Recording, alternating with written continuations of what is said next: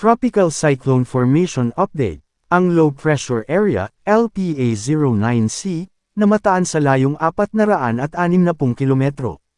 Kanluran ng Coron, Palawan, ay malabo hanggang mababa ang tsansang maging isang bagyo sa loob ng 24 na oras, habang ang isa pang LPA-09D, na mataan sa layong 170 kilometro.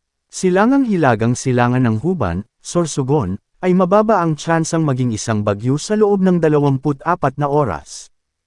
Low Pressure Area, LPA-09D, Invest 99W. Sa ngayon, mababa ang tsansang maging isang bagyo sa loob ng 24 na oras. Nakakaapekto ito ngayon sa Bicol Region, Central Visayas, Eastern Visayas, Aurora, Quezon, Rizal, Bulacan, Nueva Ecija, Quirino, at Nueva Vizcaya. Dahil dito, makakaranas ng maulap na kalangitan na may kalat-kalat na pag-ulan, pagkidlat, at pagkulog na posibleng magdulot ng mga pagbaha o pagguho ng lupa dahil sa katamtaman hanggang kung minsan malakas na pag-ulan sa Bicol Region, Central Visayas, Eastern Visayas, Aurora, Quezon, Rizal, Bulacan, Nueva Ecija, Quirino, at Nueva Vizcaya. Ang posibleng tatahakin nito ay galing Bicol Region papuntang Cagayan. Low Pressure Area, LPA-09C, Invest 98W.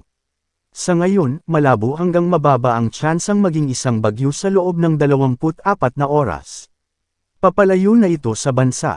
Ang trough nito, nakakaapekto ito ngayon sa Metro Manila, Mimaropa, rest of Central Luzon, rest of Calabarzon, at ang nalalabing bahagi ng Visayas.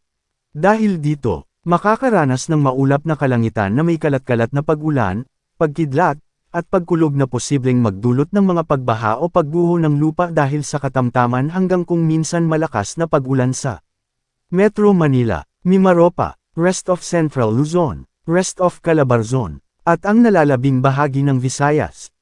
Cloud Cluster. Mayroong cloud cluster sa labas ng Philippine Area of Responsibility, PAR, na nasa kanluran ng Guam at Northern Marianas ay posibleng mamuudin bilang isang LPA at posible rin maging isang ganap na bagyo sa susunod na mga araw.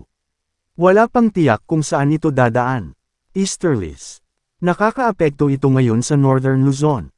Dahil dito, makakaranas ng maulap na kalangitan na may kalat-kalat na pag-ulan, pagkidlat, at pagkulog na posibleng magdulot ng mga pagbaha o pagguho ng lupa dahil sa katamtaman hanggang kung minsan malakas na pag-ulan sa Cagayan Valley.